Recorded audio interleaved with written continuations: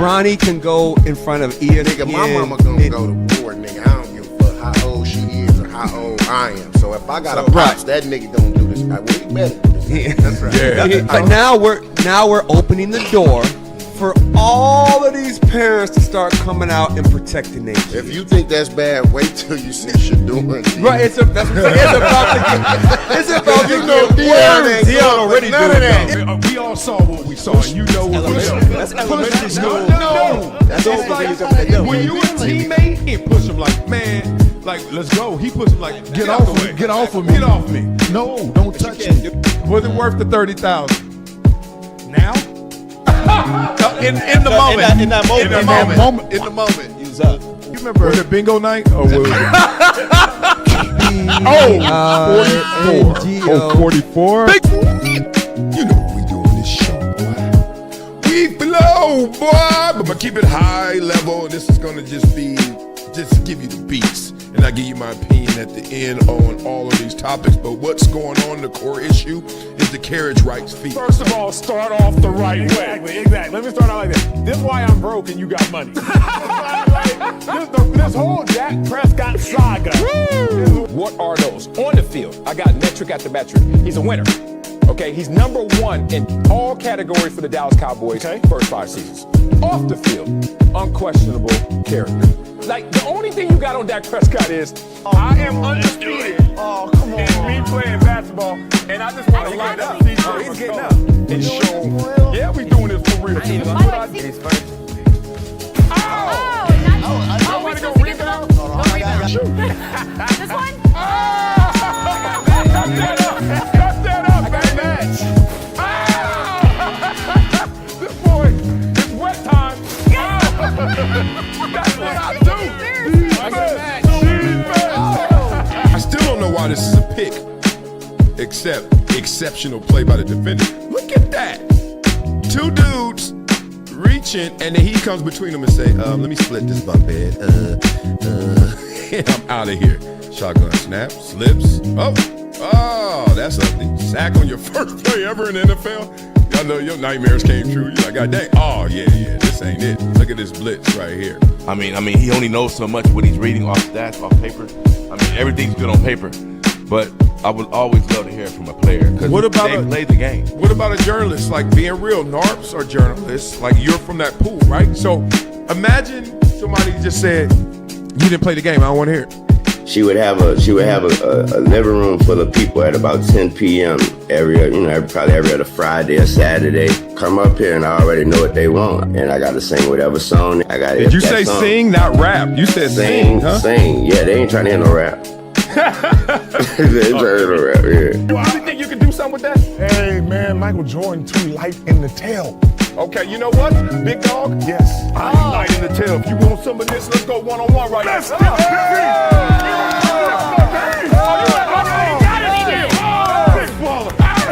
Everyone's playing the hits, but I'm a DJ. And one thing I know from my DJing experience is that you don't just play the hits. You play things that people haven't found out about yet. Discovery. Not up to me. I don't have this ego where I'm a buck, talk trash, and be like, yo, I don't like this. I don't like this. I'm gonna be like this. All right, I got enough talent. I got enough belief in me. I know what I want to do. Yep, let me go do it.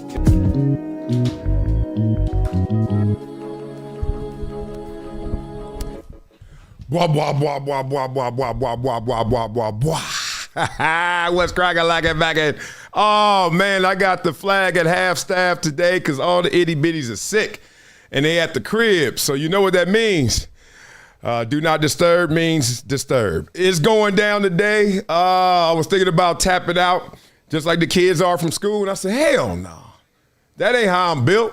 Actually, it is how I'm built. That's why I was thinking about it. But at the same time, I said, nah, you got to fight. You got to live in the moment. You got to be like Wemby. You got to show your greatness. So my greatness is going to be on display today, whatever the hell that looked like. Love to all you guys up in here beating it up in the comments. I see y'all already talking that talk and then walking that walk. Let's do what we do. And let's talk about what's going on in the world of sports, starting with, I saw this headline. I said, God dang. The bigger the cap, the bigger the peeling. Oh, Miami's 8-time Pro Bowl wide receiver. His name is who? Tyreek Hill. He's being released.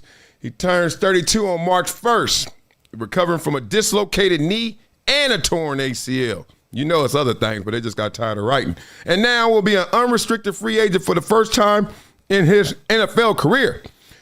His release will save the Dolphins $22.8 million against the salary cap. Blah, blah, blah. How did we get here? Let me just spit this gum out. I told you I was on itty-bitty duty. How did we get here? Injuries, obviously. Production, obviously. Change and turnover, obviously. Fingerprints all on the franchise as we now look at the Miami Dolphins under new power. And you look at Tyreek Hill, and he distracted himself enough to where he became a distraction and no longer the fast-moving attraction. It happens to all of us if we lose sight of that eye on that prize.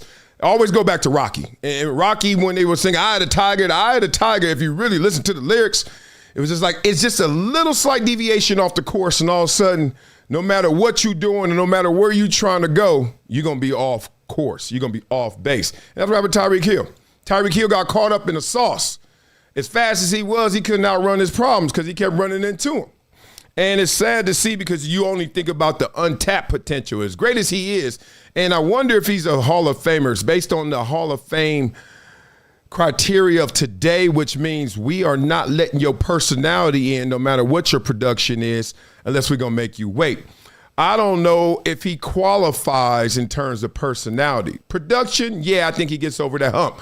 But at the same time, I don't think they're going to be ready to open up their arms to somebody who has all of these outside the game issues. And we talk about the baby mamas. You could talk about all the domestic violence allegations, to all the incidents, to the child support. Whatever you're going to say, Tyreek Hill comes as Pigpen, kicking up dust. That's a must when you talk about Tyreek Hill.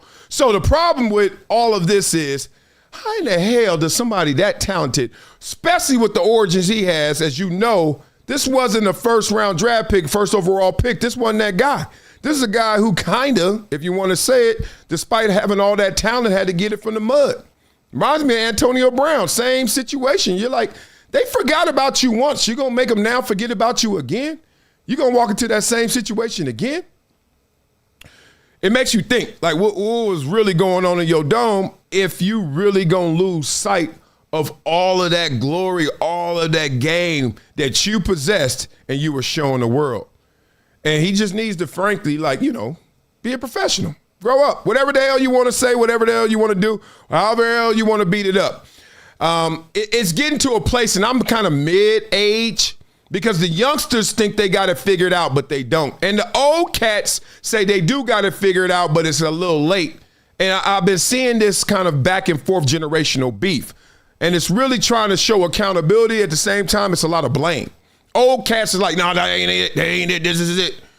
And then the young cats are like, dog, I got this. First of all, I'm in a position where you even talking to me. Don't act like that old head. If you're an old head talking to Tyreek Hill, he like, dog, yeah, okay. You had your day. How did it go? So far, mine is going better than yours. I've been a young head who heard the old heads talking to him. Darryl Green came up to us. I was at the first ever rookie symposium in 1997, NFL rookie symposium in Chicago. And I remember sitting in there in the crowd. Now I'm kind of like, bright-eyed, bushy-tailed, because I went to Columbia. So I'm like around all this big-time football, and I'm like, this is sick. I'm looking at everybody and listening to everybody because I'm like, I don't know big business football. I know how to play big boy football. That's why I'm here. I'm a second rounder. Don't sleep, fool. Most of y'all in here underneath me if y'all want to talk pecking order. And I don't talk like that, but I was thinking like that. Now I said, but even though I got a position where I'm guaranteed to make the team, blah, blah, blah, I need to listen to these old heads. And I remember listening to them, and I was like, damn, I was pretty interested. No? Look to my right. That was pretty dope. No? They like, man, if this fool don't hurry up and get off the stage, we ain't here for this. We ain't here to be preached to, and that's what's the problem.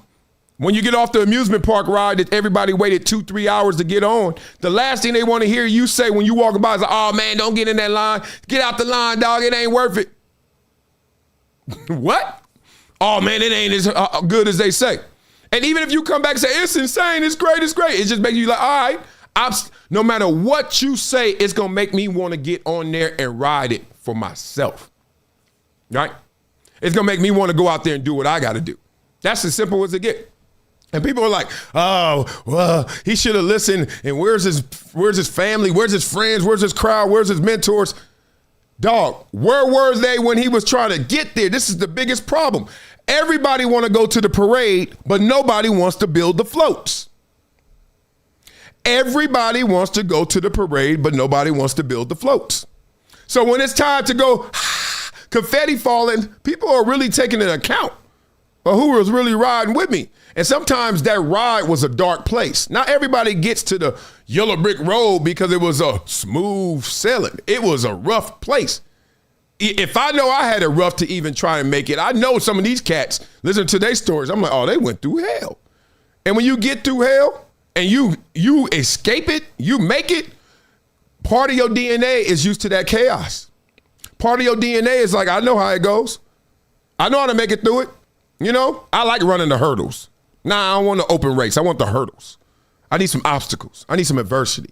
And Tyreek Hill, unfortunately, is one of those cats. He ain't the first. He ain't the last. We know how it goes. Like when you have that DNA, that unconscious, like I'm looking for chaos because I want to either show I can make it through it or I want to show that I can survive all things. Like you get this like ego to you. Like that's what I'm used to. That's why a lot of hoodsters make it. The ones that make it out the hood, a lot of times, watch them. They go back. They're used to that chaos. So I'm looking at Tyreek Hill like, dog, what's the fixing? Is it a breath of fresh air? He got high on the horse. I can't lie. We've been predicting it. We've been seeing it. He got high on the horse. It don't matter how good you are. You ain't going to outplay the game. That's what cats get twisted. You think you so good you're going to outplay the game. No, it's a game within the game that somebody not as good as you can play and be better than you in the game that you better than them in. How about them apples? Huh? How many times you show up and you're like, dog, look at them. Look at that. Yuck. How many times you done won the game in pregame already? Warm-ups. You looking at somebody like, no way. Ain't no way. Ain't no way. And they figure out a way. Why? Because they know the way. You know your way. They know the way. And then I'm looking at Tyreek Hill like, bruh, fix it, man. Fix it. Not for me. I ain't that selfish. It ain't for me. It's just I want you to get all your glory. I want you to get all your greatness. If I could run a 4.1, Jesus. At the same time, look, I have my own talents, my own assets, and I tricked off some stuff. I'm certain. I'll give you some examples. Little, not arrogant, but I felt a little too fluffy in San Diego. You know, if I would have played them cards a little different, you know, just a little different, I could have made that situation a little better. Dallas, certainly. You know, you get through it, and when you're 26, you are the man of the house, and I'm not talking about your daddy don't count. I'm just talking about your daddy asking you for money, too. That's a whole different dynamic. When your mama and your daddy asking you for money, you looking at them like, excuse me, Dougie Fresh? Where'd this go? Where'd this come from? You know, and all these pathways are just, you trying to figure it out. First of all, you're in a 1% category. There's so few people you can walk up to and actually respect their opinion because they actually have an astute opinion. They actually know what the hell they talking about. How many dudes you going to walk around and just talk to that play NFL football, that play at an all-pro level, that playing at a future Hall of Fame level, that you going to actually vibe and connect with and respect? Where they at? Right? Where the hell they at? And you can't find them everywhere. And then even you can. Dude, you ain't living like I'm living. I'm trying to burn both ends of this candle, bruh. So Tyreek Hill finds himself in this position now where, and this is how it goes. It's usually like 3 dominoes and then you out. The first time it's like, oh, you know, it's the injury bug or you get traded. Then it turns into, oh, no, you get released. And then the last one, they don't even say release no more. They start saying your ass got cut. And when you get cut, it'd be a long time before that call comes. And you'd be like, damn, I thought I was great. I thought I was good. I actually am. People just don't want to deal with the bad. Simple as that. So Tyreek Hill finds himself in that position, man. We may circle back to this conversation because it's more of a life lesson. The football part, look, he's still going to come back. If his knee is holding up and he can run fast again, Tyreek Hill will be on a team. And be on a team bringing all that pig pen dust and that distraction with him. Because I don't think he cleaned that up. Because every time I seen him, whether it was in person or seen him online, he in a different place. He in a different place. That speed done took him out of this world, out of this universe. I don't know where it is. But he ain't with us right now. So hopefully he get his mind right, because if not, I don't give a damn how fast you are. You ain't faster than your mind, dog. You ain't faster than that game. So beat up in the comments. Let me see what you guys talking about. It's sad to see because, damn, he good. It's weird. It's almost like Antonio Brown, the remix. It's like, the Matrix 2. They like making another version of Antonio Brown. You're like, damn, ain't y'all from the same hood too? What the hell y'all doing? Is that a Dade County thing? Well, I know it's a Dade County thing, but let's get into it. All right, beat up in the comments, see what y'all talking about. We got my man TC210, number 1. Let's get this show cracking. Blah, blah, blah. Yeah, Patrick Edwards, rest in peace to Reverend Jesse Jackson. We got to talk through that a little bit. Reverend Jesse Jackson gone. I mean, some things felt timeless, and I was like, he going to live forever. I mean, he done outlived, like, civil rights, let alone civil rights leaders. He outlived everything. And I was like, damn, no, he didn't. No, he didn't. Whoa, we going to die, y'all. Yo, we gonna die. All right, we got my man Rob Moses, number 3. Marcellus, I heard you were low riding on Crenshaw. Oh yeah, I had a 6 tray. I sold it to my brother. My brother, I call him a brother. Like my brother-in-law. He used to date my sister, and they got a kid together. Blah blah blah, that kind of stuff. So he family. Anyway, I used to hit that corner in that 6 tray Chevrolet, ragtop Impala, top dollar. Hell yeah, my cousin laid back riding shotgun because I had front and backs. I had hydraulic, hot one, wop wop wop. I used to be on Crenshaw, and I swear, no lie, I don't care what nobody say. It was too hot. I had that tray. I only drove it. I had it for like 10 years. I drove it like 5 times. Every time I drove it, I felt heat. Cats were on me, and like loving to hate you. Like, oh, okay, that's what you doing, homie? It had chrome undercarriage, the whole engine chrome, wet. That thing was sick. I bought it off from 310 Motors because that was my people, Mark and all them. Y'all know LA, y'all know cars, y'all know what I'm talking about. I bought it off them straight up. I said, I want mint condition. I ain't doing nothing. I ain't going under the hood. I ain't jacking it up on Saturday to show out on Sunday. I ain't changing the oil, nothing. Matter of fact, if you got an electric one, I want it, damn it. And I had that thing. And I remember I went to the Grammys one time with some of my teammates. And then we had to go back to my crib, and we riding on the 405 like this, and I'm just watching these tail lights slow down. I'm watching these headlights speed up. I was like, they on my head. Cats riding by like, oh, okay, homie. Everywhere I went, it was too hot. And I was like, man, I'm already in the league. What the fuck? Like, you can be in the league, but you can't be showing out. I don't care who you are. Don't high side. And I was high side. I was just like, what? And then a couple of my folks, street life, they start telling me, hey, man, people love that car. No, listen to me, Wiley. They love that car. I was like, what? You're like, man, I'm trying to tell you, they want that. I was like, oh, here we go. So then I just took it to the highest bidder, and I said, all right, I give it to you, family, for half of the highest bidder. That's what I did. I gave it to him on the low. And he rolled that low. He still got it. It's sick. You'll see it out there. Respect. All right, let's get off them topics and let's get into this topic. What the hell is going on with the NBA All-Star Game? We're going to do that recap real quick because Ant-Man stole the show, and that's LeBron's show to steal. We're going to talk through that. Let's go. You got to think about it, though. Like, no shade towards, like, Luka and Jokic, but, like, they two of the best players in the league. They're not trying to play no All-Star Game. Yeah, I hear you. Well, I got to think about it, though. Like, blah, blah, blah. You see, he caught him off guard. Darkness got caught off guard because we know the All-Star Game ain't for everybody, right? Not the game. No, my knee's sore. No, how much y'all paying? No. What for? For fans' adoration? No. I went to the All-Star party. I went to the few of the parties, but saw Rich Paul. Shout out to Lucas, family, all them. Clutch Sports and all them. Saw a bunch of people in there. Nick Wright was in there.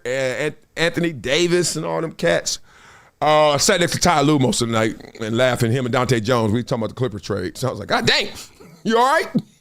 But the point being, you cats is, man, dog, all that living that they got to do and all that circuit that they got to hit, and y'all talking about play on my sore knee, it was kind of weird. So the ones who went out there like Anthony Edwards, we had to show love to. Listen to him. Wembanyama is the brother special.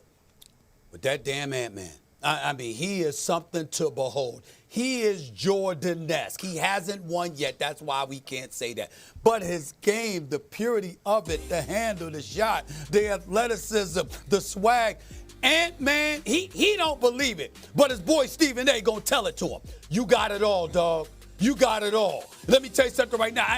To me, because here's the thing, Big Perk and Wendy, and y'all can relate to this even if you don't agree with it. A lot of people can't relate to somebody 7'5". It's like you're 7'5". I mean, we can never do that. We can't be that, okay? It's just an anomaly. Ant-Man is like, it's just like Steph, the babyface assassin. Damn, look at his size and he doing what he doing. Look at Ant-Man doing what he doing. Listen to this chart. 31.9 points per game in the 20 games against the 16 teams that currently have winning records in the National Basketball Association. 59% on 71 shots, on clutch shots this season. The best mark among 44 players who've attempted at least 35 shots. 6 playoff series. Kevin Durant, Devin Booker, Jokic, Kyrie Irving, LeBron James, Luka Doncic, Steph Curry. Ant-Man has won 4 of those 6 series. The brother coming. He's special, ladies and gentlemen. Even if he don't want to admit it, I'm doing it for him. That man has every... Ant-Man is going to be the face of the NBA. You mark it down. Wembanyama's right there with him. Might win before him for all we know. But Ant-Man going to be right there. He is spectacular. Box office. Money. My favorite player. Him and Steph Curry. My favorite players in the NBA. Spectacular. I love Ant-Man. Worth the price of admission. All day, every day. Somebody got to tell him. So I'm telling him. I gotta told you, itty bitties in here, blah, blah, blah. Okay, I'm gonna charge it after this show. Deal? What? How many more minutes? 45. You gotta go wash your face and start your list. Deal? Big kiss? It's not morning. Yes, I did. It is morning. How you think you up if it's not morning? Close the door. Love you. She acting right now. Ooh, she slammed the door. Ooh, that girl on one right there. Blah, blah, blah. Ant-Man's going to be the face of the NBA, and he doesn't want to be the face of the NBA. I see how that's going to go, how that's going to turn out. Like, he already told y'all, don't do that to me. Don't do that to me. Why don't do that to me? Because I know what that means. I know the setup that comes from when you the face. I know the setup, what you can't do, what I want to do, how I want to be. And it's interesting. It's a play that's Jordan-esque because Jordan – yeah, he let them tell everybody who he was, but he wasn't who he was letting them tell the world that's who he was. Remember that? Like, okay, like Mike and marketing and all that. And Jordan was like, yeah, keep telling them. Tell them. Go ahead. Yeah, I ain't telling y'all what I'm really about. Don't ask either. Like he almost was like, yeah, y'all put that buffer out there for me, but because we got social media right now, you can't put a brand out there without the A word coming. And I ain't talking about the scarlet letter. I'm talking about authenticity. So you can't be the face of anything now if it's not authentic. So Jordan, you can't be Jordan. Because Jordan was in the old era where you could just project anything. You could just say that's who he is. And I'm not slicing that Jordan. I'm just saying, like, dog, we know the real from the fake. We know it wasn't apple pie every day, right? You couldn't put the real Jordan brand out there. You chilling, you hanging, you drinking, you gambling, you smoking. Like, no. And that's good. He won because of he won of that era, right? He was built for that era. And now Anthony Edwards is like, I'm not built for this era where y'all trying to actually follow me around and check every stream and check every damn tweet. And what the hell wrong with y'all? No, I don't want none of that. Because guess what? I got all of this already without even having to sign up for any of that. Who in the hell wants them problems? All you're going to do is mess up my bread because now you're going to have this different expectation of me. You saw somebody come in the league and they catch 100 balls and they were the top pick of the draft. You're like, yep, that's why we picked them. You see somebody who's undrafted, drafted 100 balls. You're like, oh my God, generation, this is the next level. We never knew this. You know, you start looking at a guy a whole lot different just based on the expectations. And Anthony Davis, I keep saying that because I just saw him. Anthony Edwards is like, yo, no. We're not doing that. And don't put all this on my plate because when you become the face like LeBron James, they start saying crazy stuff to you like this. No, it can't go. It can't go. But I will say this. That was an embarrassment. If it was one thing that stood out that was an embarrassing moment for the All-Star weekend, that dunk contest was horrible. And I wouldn't say that, and I'm going to sit up here today and say the dunk contest don't need to go anywhere, but it does need to be fixed. And the only way you could fix it is by you need the big-time players, the big names, Anthony Edwards, Ja Morant. Hell, I would even like to see Wemby in it at 7'7". Participate. Because, see, the difference between the dunk contest and the three-point contest, the superstars and stars, they participate in the three-point contest. We saw Dame Lillard, right? We saw other guys participate night in and night out. The dunk contest, we need those big-name guys. Whatever Adam Silver and the NBA need to do to get the guys to commit and participate, damn it, get it done. It might cost a little lettuce, but make sure you get it done. The dunk contest means too much to the NBA and All-Star Weekend, especially to All-Star Weekend. Period. Them boys been hanging that weekend. Boy. LA is undefeated. Just like Miami, just like New York, just like any place. If you got that drink and that stink. We know how it go. Perk couldn't even finish that sentence. Hey, you ain't fixing no damn dunk contest with no star power no more. Look, the star power is thinking this is the calculation if you a star. Okay, I'm going to enter the dunk contest. Oh, for real? Oh, that's dope. Oh, that's sick. Oh, we can't wait to see you do a 720. And you're like, what? You're like, I'm a dunk. Look, the degree of difficulty that's necessary to win the dunk contest, this is the formula, versus what can actually be done, what's still available in a dunk. Think about how many dunks you haven't seen yet. How many dunks that could be pulled off. And then think about the superstars actually trying to pull that off under them bright lights with the sore knee during the middle part of the season during break. What's left? Another damn free throw Jordan? They been did that. They do that in high school now. What's left? Another tomahawk Dominique Wilkins? What's left? The only things that are left are things you see on YouTube here and there in a YouTube short. You're like, who this dude? Or you can't be that guy. What's the little dunker name that be bouncing around the league, but he still could dunk? I forget his name. That little dude, little white dude, he killer. Because he little. And you be like, whoa. He ain't got no name like that he do for the dunking. Y'all know what I'm talking about. Beat up in the comments. But then, who else? Ant-Man go out there and do some stuff. Come on, man. You know what we gonna do to Ant-Man. You already know what we gonna do to him. That ain't right. That ain't fair. Why are we going to do that dude like that? So it's not going to be Ant-Man. It's not going to be anybody like that. You can't. You got to go to Venice Beach and get the unknowns, but the unknowns got to compete to get the knowns, but the knowns can't be stars. It's done. Golly, why we don't just let old Betsy stay in the garage or sell her? I sold my Lolo. Sell it. It's a wrap. Nobody signing up for the dunk contest. That's fresh. It's a legacy builder. It's a brand builder, but it is not for someone who already has a legacy or brand.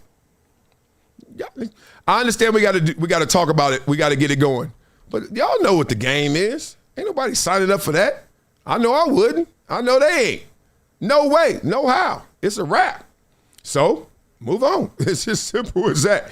You can keep having it, and they keep moving it earlier and earlier. It was at the dunk contest was at 4 o'clock in the afternoon or something. 3 in the afternoon. It was naked up in there. It was nobody up in that thing. Hell no. Nah. You got me twisted. My son came back. He went to it. And he came back. I was like, did I see that correctly? It was like empty seats everywhere. He's like, yeah, Daddy, wasn't a lot of people there watching. But it was good. I mean, he's 10, so I'm glad he enjoyed it. I ain't going to spoil it for him. But I'm like, you might have seen the best one you ever going to see because every year it's going to get worse and worse and worse. So the dunk contest, yeah, it got to go. But why is the dunk contest in this position? This is where I'm interested. And I know where they're going to go. Let's go with them. For both of you. Because you actually watched it. I didn't. I didn't think about the contest. No, I didn't turn my television set on. I want to applaud Keyshawn Johnson for winning. Pat Riley standing up and applauding him. I want to applaud the participants, the Jackson Hayes, the Jace Richardsons of the world, cats like Carter Bryant. I get it. But we all know it was terrible because there was no star power. And the reality is that we gonna bring it home where the goats can get it. We gonna blame, I'm gonna blame LeBron James.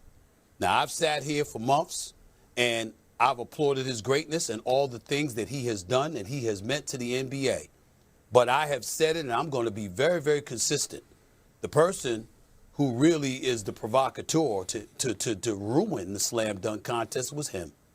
Because he was a superstar who put on a dunk contest every night in the layup line, particularly when he knew that there was momentum swelling for him to participate. And he never did. He even teased that he was going to participate one year, I do know, blah, blah, blah. And I think that's rich to put it all on LeBron James, but at the same time, I do exactly understand the beats and the dates he's talking about. When LeBron James, everybody's like, he's going to do it this year, oh my God, it's going to happen. And you would see him just tease us. He would be like, oh, that's what y'all want? Show you a little more thigh. That's what that girl do. Oh, show you a little more thigh. Okay, oh, whoa, it's going down tonight. No, it ain't, just more thigh. LeBron would go in that dunk line and do some silly stuff. But you got to understand the dunk line ain't the same as the dunk contest, and that's why he never crossed that line. Why would he cross the line? He's like, I know what y'all going to do. Need perfection or even something more than that, or y'all going to laugh at me, clown me. Y'all know what y'all do. This is the problem. This is the problem with expectations. Same thing they did to LeBron with the decision. Yeah, that was for good, huh? That was for you. You can't do for you. Because once you become so big and it's such a brand, you got to do for all. You got to do for the masses. That's what a brand is. That's why they talk so generic. That's why they act so generic. When they become so big, typically, that's why Edwards doesn't want to do it. You can't be for you. It's selfish. What do you mean selfish? I don't want to do something. Oh, how dare you? Who I dare you? You can't do it. How the hell you going to make me do it? Dunk contest. I'm jumping in no dunk contest to do what? I'm LeBron James, 6'8", and could jump out the gym. Y'all expected me to actually jump out the gym. Guess what? I can't. What I'm going to do is going to be you seeing another Dominique, LeBron does it. You see another Jordan, LeBron does it, but it's going to look different to you. But then you're going to match me up against all the greats, and it's a wrap. The reason why we love Jordan and LeBron and Julius Erving and all those kind of dunks is because it was the beginnings of it. It's like the beginnings of all cultures. It's all like the subcultures. It's like the beginning of hip hop. Why we love hip hop? Because it went from doom, doom, doom, doom, doom, doom, doom to boom, boom, boom, boom, boom. And you're like, what? Like it just gets energy. And then it gets saturated. And then it gets a little weird. And then you try to experiment. And even when you do an experiment in greatness, people still clown. Okay? Grandmaster Flash. My God, everybody universally, this hip hop is amazing. Old people are like, I don't know about this new music. It's insane. Did Rick Rubin and Def Jam take over? LL and Beastie, Run DMC. Oh my God, it's the best thing ever. Then it goes all different directions. And this is what I know why LeBron ain't doing it.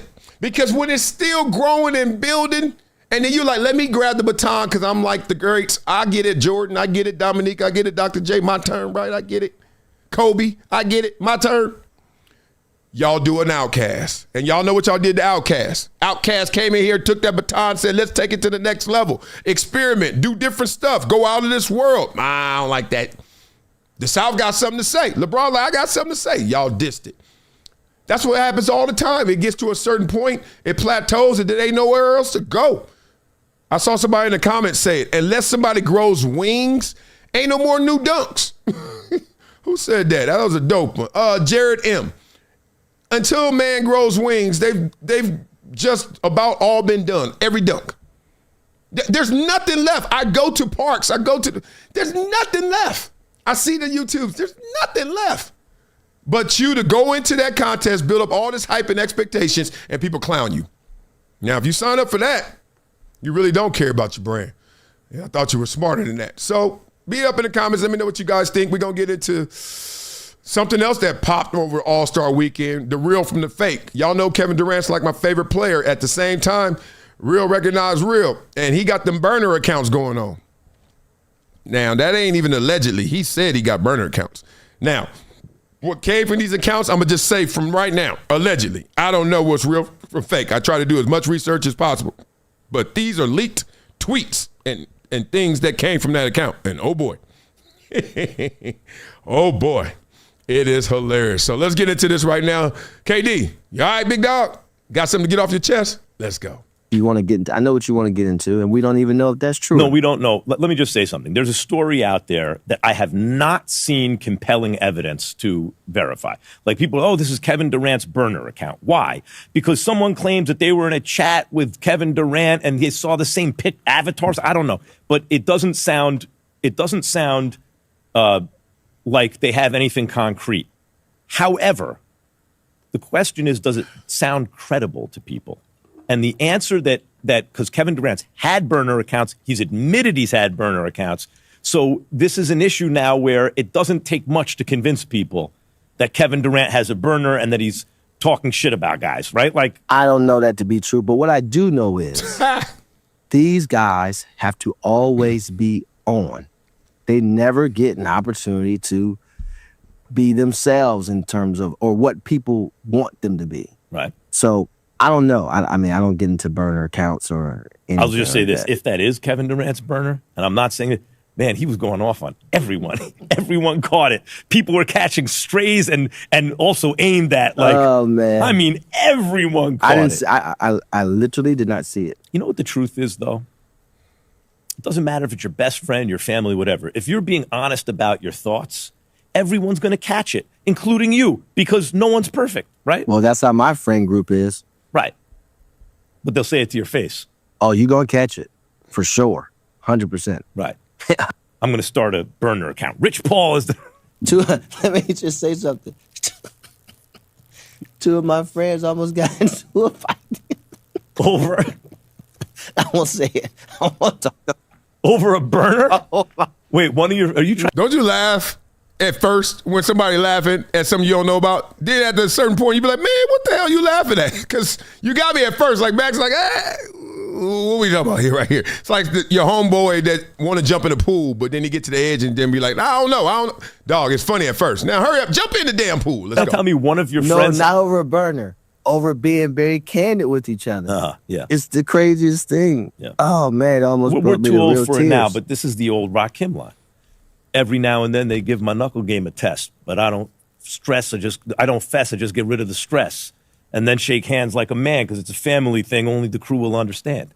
But nowadays, when you're 40, 50 years old, you can't be getting into fights and stuff. But when you're young, or that it's just sometimes that. happens. It's pure comedy when you have that friend group that's going to be very honest with one another. It is pure comedy. You know who else is like that? My aunts. Auntie behavior, blah, blah, blah. Oh, my God. We got to talk for real about a burner account. We really got to talk through this situation because I'm not trying to put it on Kevin Durant. I'm just trying to say this is what they said is coming from the burner account of the Kevin Durant. So while we go through this, I'm going to show you that's Kevin Durant, KD, baby. My player right there. That's my dog. Here's the thing about it. What did they say he was saying? We're going to get into that. But first, let's talk about, bring it to trial. Why he even got a burner account? Think about this. I don't think a burner account is weak. I think a burner account is unnecessary, but I don't think it's weak. I think it adds to your problems more than takes away from them, but I don't think it's weak. Here's why you get a burner account. Simple as this. When you get into a position where people are looking at you and everyone is saluting you, everyone's looking up to you, everyone's saying, wow, you can do that. You now become the last person that can defend yourself in those positions. Let's start off when it first happens, the most natural way it happens. A beautiful woman. This happened actually in real life. I'm using a real example. So, a beautiful woman who hears day in, day out, I don't know what age it starts. She's in the 3rd grade. Everybody thinks she's the cutest girl in the 3rd grade, whatever grade, 8th grade, 12th grade. Point being, she hears enough times she looks good. You know what she starts to do also? She starts to dress herself up because 1, she's a woman. 2, she knows that she looks good. But you know who becomes the last person that can actually say or act like they look good? The actual person who looks good. They must always take in the compliments, but never display them, never demonstrate them, never be direct, never be first to saying, I look good. No. But then big old Tostito, big old chunky, big old not looking as good. Let's just, whatever you think don't look good, that. It happens. That's the person that actually has to give out the compliments to her. Actually is the one that gets to hear everybody say, no, you look good, you girl. And is the one that can basically hold security line. I got this. I can say she look good. I can say she ain't. You can't return fire. Y'all ever see that dynamic? It happens with athletes. You become the man, the last thing you can do is act like you the man. What? You see my Letterman jacket? It ain't. There's not a space left on here. No more patches can be on this jacket. But you can't, you got to walk around every day and somebody's like, oh, you did that? You did that? Yeah. Oh, that's cool. But let you walk around one day just feeling good like the little JV dude. Like, man, I'm out here winning. So it's this weird world where we live in where you got to be falsely humble. Like you got to have fake humility. So what happens is now with social media, that dynamic gets attacked. So you become the man, LeBron, KDs, etc. Like next level. But who is there to defend you? Because you can't defend yourself.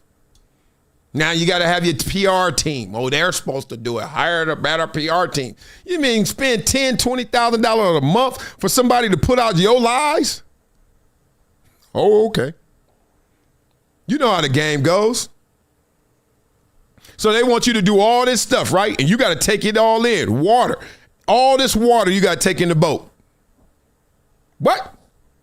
That's what they want. So this is why you get a burner account. Let me just put something out there that may catch fire that just beats up what y'all putting out there that I don't agree with. Or that's an actual lie. And that's true. Nothing wrong with that. I don't think it's weak.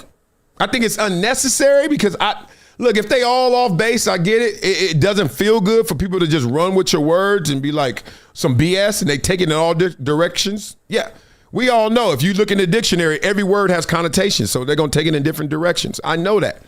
It sucks. I've been through firestorms before where people are taking my words out of context and I'll just be like, damn, this sucks. Oh, well.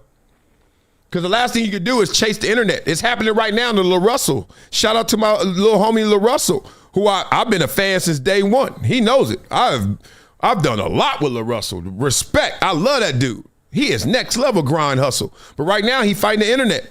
Guess who's gonna win that? Man versus machine. Guess who's gonna win that? Because you gotta remember, the algorithm ain't nothing but trying to read you. And it's pretty precise. So now what are they talking about with KD? What did he do? Let's hear some of these alleged quotes from KD, okay? Here are some of them. The Rockets franchise player, Sengun, can't shoot or defend. Jabari Smith is retarded. Oh, golly. Steve Kerr has hated black people ever since Michael Jordan punched him in the mouth. If Israel needs drones, just let me know. Devin Booker and Frank Vogel are dictators. Stalin and Hitler, Mussolini and Kim Jong-un. I mean, Kelvin Durant is well read. Let's just say that if this is him. The Suns are my team when we lose and Devin Booker's team when we win. Wow. Man, I miss Ben Simmons. At least he passed the ball. That's funny. And Steve Kerr never drew up plays or suggested anything, but he won a bunch of titles. Ooh. Some say that came true. We saw it. I miss James Harden. He has a good heart. Kind of delusional, but I get him. Chris Paul doesn't know. That's crazy. If you don't run the cutoff and pass the ball to Steph Curry, the Warriors will cut you. Anybody know anything about Jokic's turnovers? Kyrie Irving didn't compete with me, but that triple-double addict, Russell Westbrook, did. What the hell is this? Blah, blah, blah. That's gangster. That's a lot on it. But you know what? Don't we all Need somebody that just sits there and clears the air, at least from your perspective. Got to remember, we all sitting on the street corner seeing the same accident in the middle of the street. But since we're seeing it from different perspectives and different directions, we're going to see the same thing differently. So don't you need somebody kind of echoing? Because you got millions of people just believing alleged sources. Sources say, allegedly this happened. And you ain't got nobody defending you? Come on, y'all. Let's talk. So like I said, once again, I don't think that it's weak because it does get tiring. And this is you and me talking. They send out one tweet about LeBron. It's more than all of our tweets added up for a year. One tweet, one day. So I'm not defending it. I'm just like, they set you up. There's all kind of traps to set you up. Even if you don't want to get set up, you're going to fall into something. And I think KD just fell into this trap of like, I got to make sure people understand who I am. Because KD a real one. He's like, I'm a hooper and that's it. I don't cut my hair. I don't put lotion on, even though I got that new deal because of the no lotion. I'm here to hoop, and y'all still don't love me. Well, let me tell y'all who I really am. With a burner. That's how the game goes. Well, let's end up All-Stars the way it's supposed to be with a smile, because this is how All-Stars wrapped up to us, right? We got to see this. I'm never shying away from a challenge, though. Here we go. It is a tough angle. You need some space? We got a couple shots. You don't need to make it the first time. Even just to hit the rim from this angle is crazy. He made it.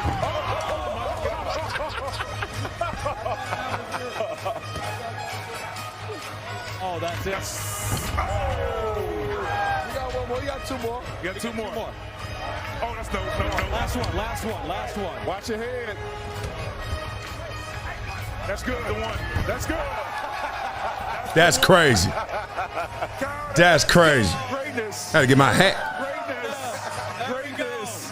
All I heard was last one, and I didn't knock it down. Come on. Blah, blah, blah. Oh, man. Dog, how many would it take for y'all to knock one of them down? 400? He did it in the fourth. Boy, that's sick. That's sick. Oh, let's talk about something that ain't going to go to the fourth round, I hope, if they fight for real. Let's see this. Ding, ding, ding, ding, ding, ding. Mayweather versus Mike Tyson is official. What? I want to hear the numbers. Forget the rest. Floyd Mayweather and Mike Tyson will have an exhibition match in the Democratic Republic of Congo. Tentatively agreed for April 25th. That's coming up, y'all. It's like in 2 months. The hell? They about to go at it. All right, let's just be real. If they really fought in their day, right? Mike Tyson is eating him. He's dinner, right? No way, because he got him by like 30. No. 140, 50. He got him by like 70 pounds when they were in their heydays. Like Mike used to weigh in at like 219, right? And Floyd be 147, that's something like that. So he got him by that. Now, and we can't judge him against DePaul because we know whatever the hell he was doing against, was it Logan or Jake? I don't know which one he fought, but he fought a Paul. He wasn't trying to hurt him. You either. You were fighting Paul too, and you weren't trying to hurt him. You lifted him back up, and you pulled your punches. We saw it. So now, what are they going to do against each other? Black on black crime, I bet they fight hard against each other. Let me stop. Let me see the deal. Let's see what the hell that is. But think about that. Come on, y'all. Mayweather versus Tyson? Are we watching? First, let's get that up. Beat it up in the comments. Yes. Stop. I hate the lies. Is it two of the top 5 fights of the 21st century have the pause in it? Of all fights. Don't do that. Yep, name them. We know. Canelo got 1, Floyd got 2. Yeah, them. These exhibitions actually rate higher than them regular old fights. Don't come up to me talking about them old championship. You got the WBC and the WBA. And man, if you don't get out of my face, they watching this. This generation watching this. So Mayweather versus Tyson, I don't know how you dress this up to make this attractive other than just nostalgia. That's the only issue I got in the marketing of this. It's like every other one has this slight itch that you want to scratch of who could win. Like if they really fought, who will win? If they really fought, we know who's going to win. Mike Tyson would destroy him. Right now still, at this age. I know Mayweather would tack. But all it would take is one of the mics to come out. It's rap. I don't care how old and stumbly and what he going through and how much marijuana he sold. Like, it don't matter. He gon' dog, trust me. I am 51 years old, but I still weigh 275. Find out how much I weigh if you want to. You're going to find out. I may be moving slow. I'll just play some pickleball. Oh, I'm coming back. It's been 8 weeks and I played pickleball for the first time on Sunday, and I feel good from it. So I'm pumped, right? Got to go to yoga today and stretch it all out, but I'm feeling good. Point being, I still got something left in there. It ain't a lot. It don't move as fast. It don't move as much. But when it moves, you in trouble. So I don't know who gonna win this one. Let's see who y'all got in these comments. I know I'm watching. I don't even want to fake it no more. I'm tired of, I don't care. I caught myself doing that at the club. I was at that party that turned into a club. It started at 10 o'clock. I was like, this ain't no event. This is a club. And it turned out to be a club, right? So I'm sitting there listening to the DJ who killed it. And, you know, my wife walking around, she's like, come with me. And then I come with her and she's like, okay, I'm going with my girls. You good? I was like, yeah, I obviously was good. I was sitting down, vibing to the music before you said come with you. I ain't got to come with you. I'm listening to the music. I'm vibing like, God dang. They play that Young Jeezy. When you hear that, yeah, I got that chicken flow everywhere. I was like, I was in the zone, right? Marble floors everywhere. I'm in the zone. But you know, it's like my nostalgia. I'm kicked in. I'm in my space. But I know what it is. It's something different right now. Mayweather Tyson, it's something different right now. But I caught myself in that party at first like, man, I'm at a club and I am 51 years old looking at these girls look over my head. And every time I look away, they look at me because they're like, who is that? And then I look at them and they were like, I don't want him. I was like, what? The dudes in there, if the dudes don't come up to you and say, what's up, big dog? Respect, I love what you do. They ain't speaking either. I'm like, what? Y'all just don't like each other. What the fuck? I got to Instagram you to say, oh, I'm right in front of you. What's up, dog? Like, y'all some weirdos. But anyway, that's the game. I ain't acting like that. Because I caught myself saying, man, I don't like this party. This is whack. And I said, no, don't do that because you're going to be here regardless. Love it. Vibe it. Mayweather, Tyson, I'm watching it regardless. So love it. Vibe it. Let's just get into it. All right? Straight up like that. Beat up in the comments. Let's get into Debo trying to defend Big Ben. Ben Roethlisberger. We still there. That still got some fumes, some gas left in it. Talk through that. Okay? Y'all, yeah, and beat up. Give me some matchups y'all want to see. Who y'all really want to see fight? Right? And see who, if I ever got in the ring, who y'all want me to fight? Give me three. Give me three people y'all want to see me fight. First of all, I ain't fighting nobody. You know that. I don't care if it's an exhibition, nothing. Do you know what this feels like? Oh, that hurt right there. Me hurt. This hurt me. You know how they say you can't tickle yourself, but you can hurt yourself. That hurt. If somebody really caught me and I'm doing this, hey. I'm calling my cousins and my uncles, the ones I got left. And it's going to be a problem outside. Let's go. Let's get into this, Debo. Defend your boy. For me, the way Joy and Ben, like we broke the brother, you broke the brotherhood, bro, more than we did. You did. I'm talking about Joey Porter. Porter went up there at Super Bowl, you know, all the microphones, all that damn radio row, which is nothing but content row now. Everybody talking. So now everybody done broke the code, so they got to break the code even more to fix the code. That's how the code goes. Didn't even play under Mike. You won a championship with Ben. You said it yourself. But like as me and Joey talked, and like I said, we talked that man. I hung up on my boy. Joey was like, well, what's real? I said, listen, Joey. I said, it ain't no fun when the rabbit got the gun, okay? And right there, Joey has a personal issue with Ben, and he was the rabbit with the gun. He took his shot because he doesn't see Ben as a brother, okay? And me personally, I do not think Ben is a bad teammate, okay? Because I have a good relationship with Ben, you know? And I can say this because I talked to Ben. Like, this is not gonna, it's not gonna be news to him, okay? But seven could be an asshole. That's facts, okay? Yes. Okay, and when Ben came in, this man went 13-1 as a rookie, okay? Starter, the team was 15-1. His second season, he won a Super Bowl. The youngest quarterback to ever do it, 23. Yes. And that's when Seven was born, okay?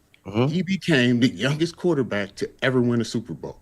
Hell yeah, that's go stroke my ego and give me delusions of grandeur. But over time, he has matured and grown up, and you don't value the same things you did at 23 that you do at 30. Man, okay, respect. I knew it was going to happen. I knew he was going to go there. Let's get into this. You got a teammate, right? No matter the overlaps, I'm not going to get into those details. I just want to go glossy, macro, big level. You got a guy that hits the league. Now, I told you, I knew Ben Roethlisberger from college on. Met him when he was in his last year. I don't know if it was his senior year, last year of college, until he got drafted in those years, right? So I met him before he was even Ben Roethlisberger in the NFL. Then you go out there and set that tone with that winning record. Then you go out there and win a Super Bowl. Let's just say the world changes and you change with it, okay?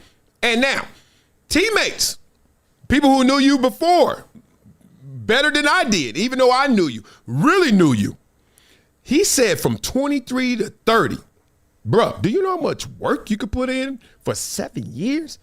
You know how much destruction and construction can occur in a relationship? 7 years? How about 7 days, let alone 7 years? And this dude is living in fairy dust because he is, and we are. But you know that ring doesn't go to us the same as it went to him. You know that Super Bowl success doesn't come to us the same as it went to him. And it doesn't go to my head the same as it went to his head.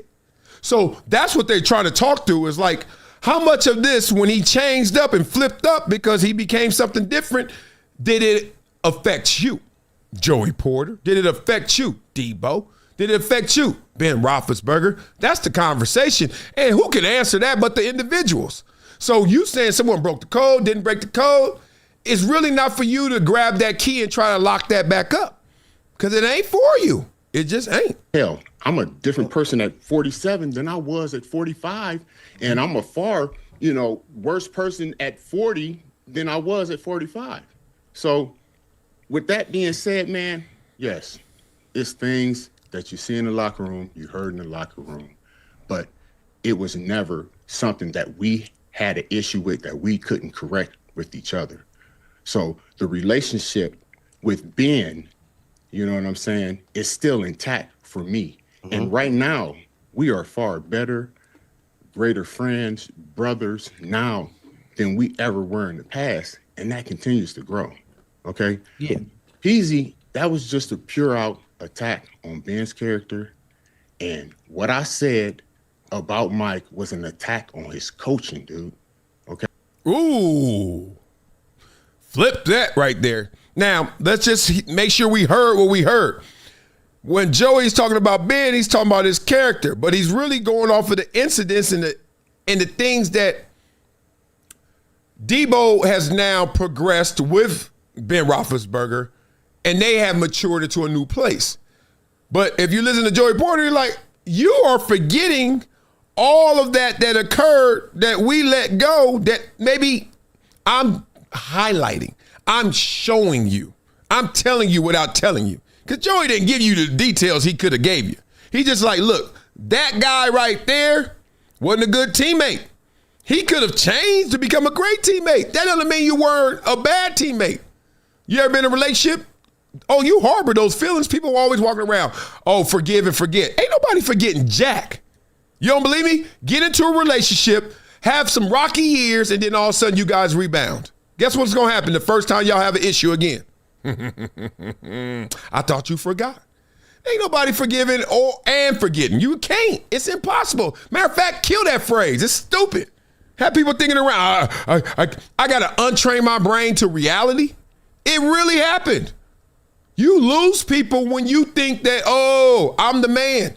And then when you come back humble, some people are gone.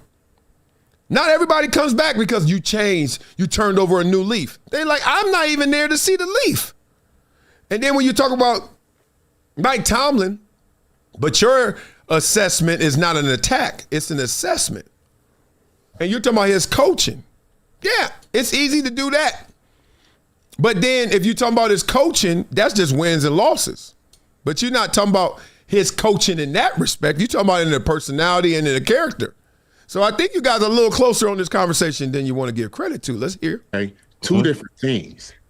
And that's more breaking the brotherhood than what Ben said. Ben said, I feel that maybe Tomlin should move on. Like, Come on, bro.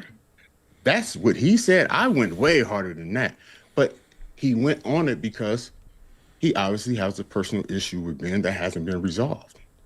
Okay. Blah, blah, blah. The only trap that I don't like is when I experience relationship with you. I got a problem with you. And it's really not a problem. It's just, we got a difference. And I'm like, dog, you flipped the script on me. You changed up on me. And then you change back and you come back to who you really are and all that stuff. I don't have to be on the same contrition as you. I don't have to. Respect that your new change of heart is going to change our world. It's my choice. It's my choice because you chose to go there on me. This is why I never start anything, but I always finish everything, is because I didn't wake you up. You woke me up for this beef, for this smoke. Now, you going to get it. And you're going to get all that comes with it. You're going to get all the consequences that come with it, and you're going to get all of me because I'm a good dude or I'm a good teammate. You weren't. Now, all of a sudden, now you want to be good. Everybody got to jump on board with you. Whoa, the narcissism is rampant. Casby wants you to be on their watch. And this is what all of us staying, because I don't like breaking the code of the locker room. However, at the same time, if we're going to talk about the locker room, we're going to have to say it in names and numbers. But I'm glad they're not telling stories. So that's why I'm saying, did they really break the code? He just said, it's almost like Seven is really like, he's the spoken one. He's the chosen one. And don't you dare talk about the chosen one. But y'all can talk about Tomlin, right? Y'all can talk about Cowher. I've heard bad stuff about Cowher. I'm talking about on air. Y'all talk about his coaching and all that. You talk about Tomlin and all that. Then it come to Big Ben. Don't talk about Big Ben. Where y'all do that at? Oh, because we in the locker room. We don't do that. Y'all talk about Antonio Brown? Oh. So Ben is like getting this protected airspace that I don't get. Look, if y'all want to say y'all doing it for a reason, that's cool. But also, Joey, like, it ain't that serious to me. The dude has done some stuff. And if they don't want to get specific, the last person that's going to get specific is somebody who wasn't even in there but heard about what's going on in there. And his name is me. But I do. When y'all go there, I'll be right here. I hear y'all. I hear y'all loud and clear. It's crazy. So it just sounds like to me they just looking out for somebody. They looking out. Like Debo looking out for Big Ben because that's his dog still. And Joey like, he ain't my dog. So just letting you know, it's crazy how it's cool to do AB like that. It's cool to go out there. And Tomlin, it's cool to go at Cowher, but it ain't cool to go at Big Ben. You better watch out for Debo and Joey, even though they fam. They're gonna have to drop this, or it's gonna get picked up, and it's gonna pick up. If you know what I'm talking about, beat it up in the comments. Let me know what you guys think about that, because now we got to talk about two fired Kansas State coach Jerome Tang. Jerome Tang got a little too tangy, and they had to fire him over this. Let's listen to him, what he really said, and why you firing dudes over this? Let's see what y'all talking about in the comments. Y'all want to see? I knew it. I ain't even gonna read who y'all want to see me against, because y'all ain't got no creativity. DL Hughley, Ryan Clark. Y'all ain't got nobody I can fight for real fighter or something. Give me someone like, give me a YouTuber or something. Give me somebody. Well, I'm not fighting people that don't like me, because they ain't gonna fight fair. Then I'm gonna really call my uncles and say, go get them. Pass me them things. Let's get them. Anthony Smith says, I don't have it in me to forgive. You know what? I've always thought that way, and I actually do. And then I don't, because I find myself going right back to that place where I thought I forgave him once we have another hiccup. So if I forgive you for lying and then you lie again, it's not like your first lie again. It's like your 1,000th lie. So that means I didn't really forgive you for them other ones. Because why am I right back at that place with all this ammo? You get it? I don't really hit hard reset, and I try. But I don't think anybody hits hard reset. That's why I think that's a whole lie. Forgive and forget. No, I give it to God. I do that. I'll be like, no, the consequences, like the reactions, like I ain't gonna go, ooh, I could get you right now. I ain't gonna do that. I let God get you, because I remember reading in the Bible, if God gets you, it's worse. So I was like, shoot, I want you God. So if I want it to be worse, I want God to go do it, right? Throw hot coals on your head, they say. That's the only reason I don't like to fight people, because I know that there's a bigger fight out there, the force. The force can funk you up. So I'm like, go get them, force. I'm a bit chill. I want to, but I know I can't beat you up like that. That's it. I ain't talking to y'all no more. Y'all got some weak ass. The Undertaker. Get off here. Thomas Shelby, peace out. Let's listen to this. Why he get fired over saying this? This was embarrassing. These dudes do not deserve to wear this uniform. There will be very few of them in it next year. Damn. I'm embarrassed for the university. I'm embarrassed for our fans. These dudes got to have some. They got some pride, man. They got some pride. It means something to wear a K-State uniform. It means something to put on this purple, man. Everything this university is about and all that it's been about. Why I love this place, man. Like they don't love this place, so they don't deserve to be here. Okay. Now who are you trying to cut in here? I'm glad I cut that right there. This is PG. No, maybe I should let him live. That's PG right there. That was PG-13 at best. I didn't see anything that made me say, maybe this other guy can help me. Come on, creator. Here. Jerome Tang's latest outburst has made K-State a national punchline. You got K-State right there, and then the students make it on, who got a ton of airtime last night, by the way, in the bags. There are the bags saying, we ain't got dudes. Yeah, I'd wear a paper bag, too, if I was them. The Kansas State coach let his team have it after losing by 29 at home to Cincinnati last night. These dudes do not deserve to wear this uniform. There will be very few of them in it next year. They don't love this place, so they don't deserve to be here. If you want to get rid of this guy, Tang, you got to pay him an $18.5 million buyout. It's probably cheaper to get rid of the players. If I was the president of the university, I would call Coach Tang and I'd say, so you've got until the TV trucks get here at 5 o'clock for local news to get down in something purple in a logo and walk this back. That's how long you got. Because I will also terminate you for cause, and there may not be a buyout of $16 to $18 million.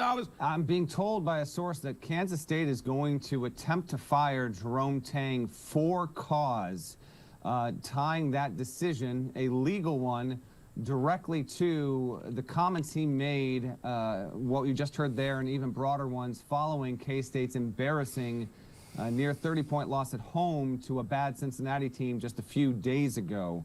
In K-State's view, he has done enough to disparage the university and its players, and his comments about the student athletes and the negative reaction to those comments from a lot of sources, both nationally and locally, is where I thought we needed to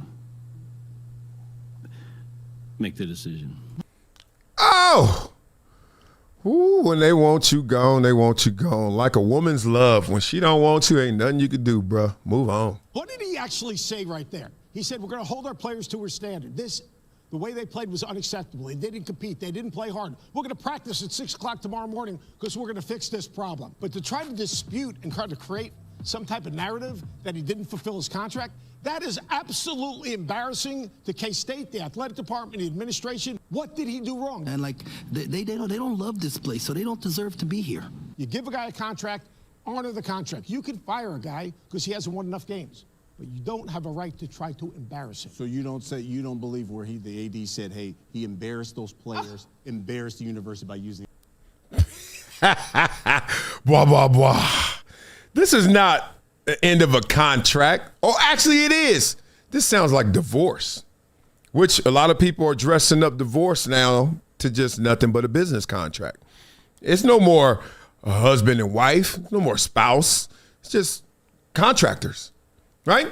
Because when it's over, all of a sudden, all you want to do is show cause, even though some states are no cause. We don't care about your calls. We want to talk about the financials. And then that's when you get into conversations like this, where you talk about, well, he embarrassed us, he disparaged us, so therefore it hurts our reputation, therefore we can't recruit and get the money the same, therefore we want the money. Not the love. Not that he honor his deal. Let's get to the economics. And they'll use any agenda to get to the economics. That's what always happened. All I heard right there was, oh, you went hard on our players publicly, and then we got backlash and people were embarrassed. Guess what? You got to go. All right, I'm out. Give me my buyout. Peace out. No. You got to go without the money because now we have to deal with this. Deal with what? What did I say that broke this contract? What did I say that disparaged this university? All I said is have some pride, have some honor, some dignity. Live up to these uniforms. Live up to the standard. Live up to this expectation. Live up to whatever the hell we said we gonna do. But you can't do that now because everybody is thinking about divorce court. Not divorce, divorce court. Forget that we ain't together stuff anymore. That's why people walk around here now like the biggest commitment you can make is not even marriage. It's having kids. We know that for fact. Oh, it's crazy. They gonna fire that man and try to take his money. It's okay to fire him, but I hope that doesn't hold up in court of law. That was weak. That was weak. Oh, that's weak. Get rid of the dude, one thing, and there's a, you know what? Because we got rid of you, I'm gonna get your dough back. You know what I mean? You're in a relationship and she's talking about, oh, he cheated on me. And you're like, okay, but why didn't you break up with me? Oh, you cheated on me. Yeah, but I'm divorcing you. Yeah, but when you cheated on me, I thought about divorcing you, but now since we are, let me get all that money. What you talking about, Willis? He's so silly. These things out here are next level in terms of craziness. How everybody is bag chasing. The more I live, the more, like, you know, everybody talks about race and class and stuff. I can just simplify this world. It's just about dough. It's just about dough. It's just really about dough. Unreal. So be it up in the comments. I know a lot of people been talking about that, and I wanted to tap in on that one because it's next level. Woo. All right, let's get to this next topic. A lot of stuff happening. A lot of stuff happening in the sports world. Let's go beyond the sports world and see where we're going to land. Speaking of being in your corner, I guess this is a good time to hear this right now. Being in your corner. We got to have some life lessons in here, too, before we get out of here because my itty-bitties are starting to rumble. So we're going to get out of here shortly. But I want to get some life lessons. This is a good one. Like people in your corner versus people in your circle. It ain't working, blah, blah, blah. Nothing crazier than when you make that shift in life from going from people in your circle to people in your corner. And I think it doesn't stop. I really don't think it stops. I just think you get louder about the transition. Because it started for me in my, teens. I remember, I can't hang with that dude. And then that turns until you get a little money, and then they think you changed. And it's like, no, I've been making these decisions already to get to this position. Right? I couldn't hang with him. Not in high school. He was doing the most. He was banging. He was going at it. He'd be like, you want to go to the mall? No. Because every time you go to the mall, you talking about, man, these fools is up there tripping. I'm not hanging with you. You in the circle, though. But you ain't in my corner. You ain't calling me late night talking about, dog, you get them reps in? You ain't calling me talking about, you study that? Right? But then when you get somewhere, all of a sudden everybody starts saying, you changed up. No, I've been changing this up. I'm trying to move the circle to the corner. I ain't rocking with y'all like that. I'm trying to get somewhere. It's wild. And they want to attribute to so many things to distract you. Don't let them do it. Simple as that. Don't let them guilt you into that. Survivor's remorse. If you making it and you making it somewhere, make your decision to get there. Don't let these people try to take your fuel, take your coordinates, take you all out of places, and they ain't gonna be there for you in the end. Because all they are is for the circle. I went to that club the other night, Clutch Sports Party. I saw nothing but a bunch of circles. You know, I know there's some real ones in there, of course, but it was just circling. That's what a club is, a big-ass circle.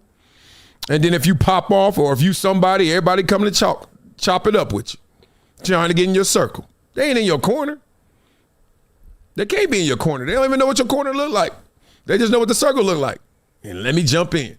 All right, let me get off of this last one before we get into the end of the show. This is my fat ass every night. I stopped. Last couple of weeks, no lie, I got to give myself credit. I stopped drinking alcohol at home. Now, if I ain't going out, I ain't drinking. I don't know how long that's going to last, but it's been lasting. And that's why I'm so skinny right now. So that and late night eating. I stopped eating as late. I still eat a little later than the average bear, but not as much. But I saw this. I thought it was fascinating. Check it out. What happens when you eat late at night? Your body cannot digest food and fat starts accumulating fast. First 30 minutes, stomach tries to digest, but at night, metabolism becomes very slow. 1 hour later, food stays stuck in stomach. Digestion completely stops working. 2 hours later, gas starts building in stomach. Bloating and heaviness feeling begins. 3 hours later, undigested food starts converting into fat. Weight gain begins rapidly. During sleep, body goes into rest mode. Digestion stops completely, and food stores as fat cells. People who eat late daily gain weight 3 times faster, and diabetes risk doubles. Eat 3 hours before sleeping. Subscribe Zane 3D. Dog, blah, blah, blah. I get this comfort feeling where I do that thing every night. I used to, for real. Like, it put me to sleep. The itis put me to sleep. I was like, oh. And then now I'm like, dog, the weight falls off if you just, that little trick in alcohol, the weight will fall off. Half the people. And I ain't gonna lie to y'all, you know, Kathy want to try to take care of somebody's feelings. We fat as hell. We some big ass people. I'll be walking around the streets, and as much as in LA, everybody talking about everybody looks good, everyone's a star, everyone's beautiful. There's fat ass people everywhere. And they need to be called fat because they are, because I am. And I'm not even fat because I got a shape, but I'm big as hell. And I see people big as hell with no shape. I'm like, dog, what are you doing? Like, you can't. You love In and Out. I get it. It's a healthier version maybe, but you're going to be in and out of this world. Fat ass. Stop eating. Golly. And women I used to run track with, I go to the reunions. I'm like, God dang, you ain't ran since we ran. Come on. I'm just being real. You say what you want. I don't care how you feel about it. It's the truth. I tell you what, I'm man, that ain't it. We chunky as hell. All right, I saw this one right here. Beat it up in the comments. These people ain't fat, but I don't think they got this right. Let's just go. Who is the greatest American athlete?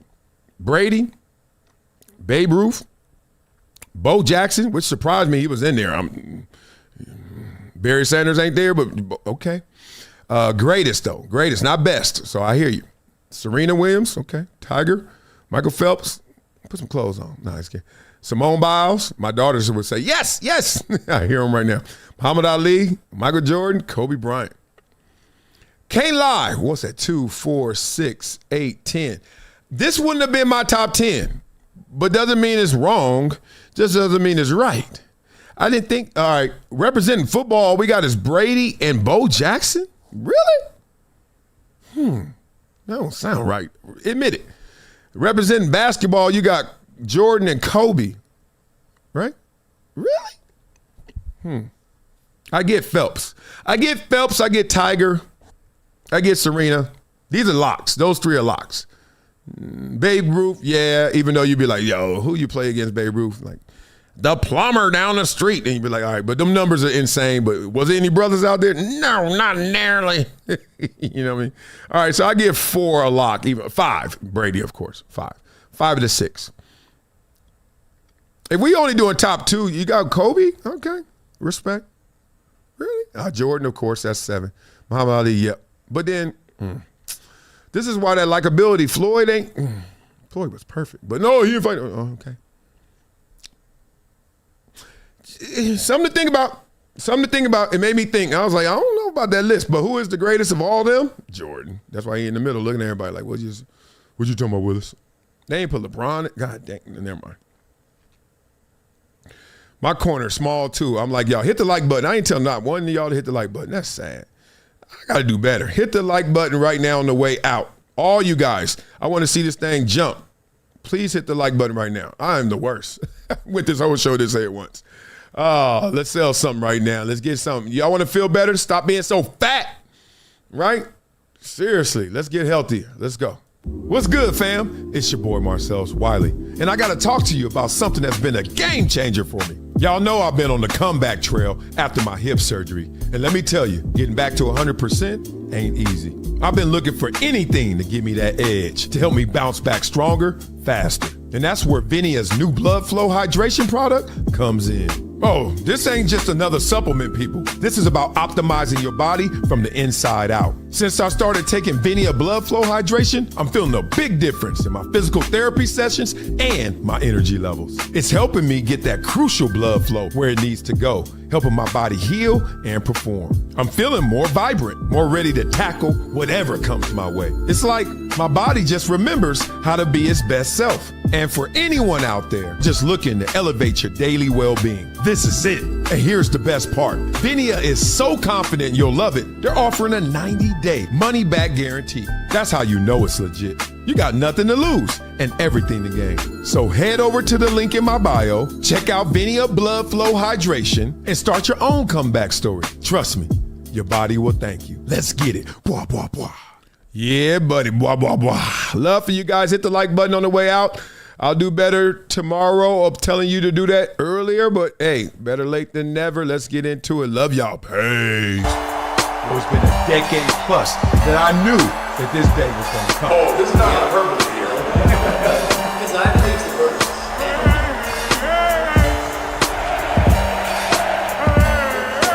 Time to hydrate. That's hydration situation. I don't fix that. Hit that like